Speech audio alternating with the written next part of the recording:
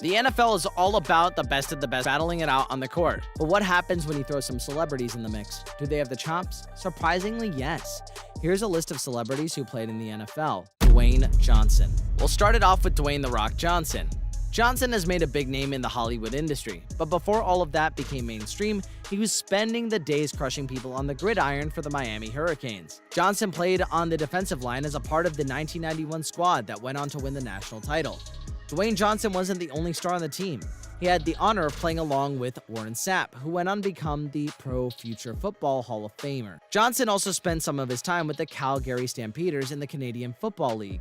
Johnson made the most of that experience when it came to his HBO series Ballers, where he portrays a star NFL player who's transitioning into a career in financial management. Terry Crews. Terry Crews became an incredible actor who's pretty famous for his Old Spice commercials. Before Terry Crews became a scene-stealing actor in projects like Friday After Next, the Expendables series, and Brooklyn Nine-Nine, he had a promising career in football.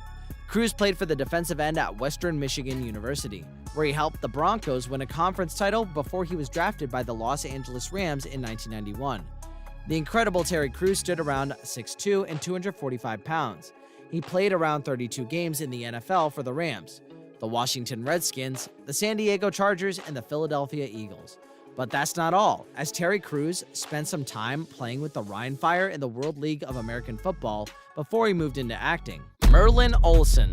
Merlin Olsen has an incredible football career that is much better than most people on today's list. He was a member of the Los Angeles Rams and played the defensive tackle for the team from 1962 to 1976. He made the Pro Bowl a whopping 14 times. He was good enough to the point that he finally made it into the NFL Hall of Fame. Olsen was already pretty famous and didn't need a big acting career, but he still gave it a shot. Movies weren't his forte, and they never really worked out for him, but he still starred in a TV show called Father Murphy. Matusek. Matusek is that one guy we're not surprised to find out has an NFL past. He was always brimming with potential as he stood around 6'8". He made it into the NFL and was drafted in 1973. The man made pretty famous at twos, and he liked to party a bit, which hindered his career over the NFL. He still went on to win around 2 Super Bowls. After he retired, Matusek decided to take up a career in acting. He played most notably his role as Sloth in The Goonies, but things ended up pretty sadly for Matusek as he died of an opioid overdose at the young age of 38. Alex Karras. Alex Karras started off with a college career at Iowa University, and he decided it would be best if he picked up football. Not a bad decision since he was pretty good at it too, to the point that he made it into the College Football Hall of Fame. He went on to get drafted in the NFL, where he played his entire career with the Detroit Lions. He made sure to replicate his success in college football in the Pro League as the best defensive lineman that the team had ever seen. He was named the NFL's All-Decade Team for the 1960s. Thanks to being on the Lions when George Plimpton wrote a book called Paper Lion, Karras gained a bit of fame and became a celebrity. He started making appearances in TV shows like Match Game. But that's not all, as he went on to try his hand at acting, where he played the dad of the show called Webster. His best and most famous role has to be where he played Mongo in The Blazing Saddles. I mean, who can else say that they had a lead scene where they got to punch a horse? Jim Brown. Jim Brown was one of the best and preeminent football players of his time and era. He dominated the game as a running back and continued to retire with a bunch of records. Leaving the NFL early gave Brown the chance to jump into a career of acting, where he secured a major role of one of the iconic war films, The Dirty Dozen. Lyle Alzado. Lyle Alzado was also known for being pretty intense on the field. He was so intense that he even inspired the NFL to make a throwing helmet capable of being penalized. With that, he had a passionate fire inside him when it came to the football, as he made 3 All-Pro teams. But that wasn't it for him, as Alzado went on to secure several smaller acting roles, but he never got his big breakout. Not that he didn't try or anything, Alzado went on to star in a sitcom by the name of Learning the Ropes, where he played as a high school teacher by day and a professional wrestler by night. It lasted only 1 scene in syndication, but isn't remembered fondly by anyone. Bob Golic. Although Bob Golic's brother Mike went the more traditional route on to becoming the talking head and radio host for ESPN, Bob tried his hand at acting, and it's safe to say that it didn't particularly go well for him.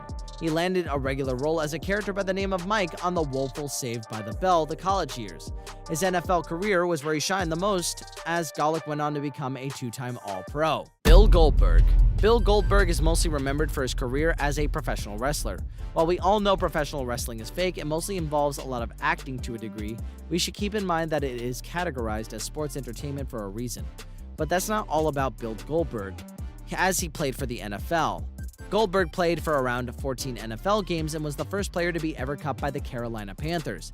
He's done his fair share of acting as well, as he played a role as Santa Claus in a horror comedy film. Fred Dreyer. Fred Dreyer stood at around 6'6" and 240 pounds. He had to cut a lean figure for the defensive end of the team. However, the length of the arms worked wonders for him out in the field, as he routinely led his team in the sacks. Sadly, he played the game at a time where there was an unofficial stat. He once picked 2 safeties in just one game.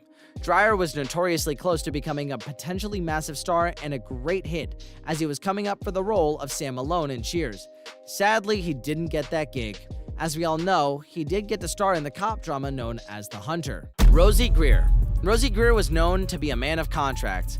He played on the defensive line of the Rams, which was notoriously famous as the Fearsome Foursome. Rosie was particularly famous for his interest in needlepoint and macrame. It was no wonder that he was famous as the Gentle Giant, even though the opposing linemen would have to disagree with us on this one.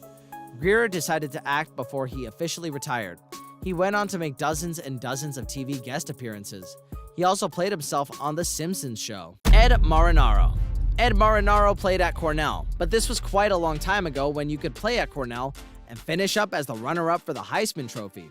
The NFL wasn't Ed's forte, and it didn't quite work out for him. But despite that, he still went on to play for a couple of Super Bowls. He got to act in Laverne and Shirley, which could be considered a big honor. His most notable role was when he joined the cast of the Hill Street Blues. O.J. Simpson. We're really risking it here by putting O.J. Simpson on this list. You're already aware of his past. Before things went awry, the quintessential football player turned actor had a career that was well worthy of being inducted in the Hall of Fame. He even rushed over 2,000 yards in one season. He went on to become the staple of the movie industry and was included as a Nordberg in the Naked Gun series. There was also a chance for O.J. Simpson to star as the Terminator in the same named film. Thankfully, that didn't end up happening, and we got Arnold Schwarzenegger instead. O.J. Simpson recently got released from prison after going to jail for robbery, and now is a free man. He spends all of his time playing golf these days.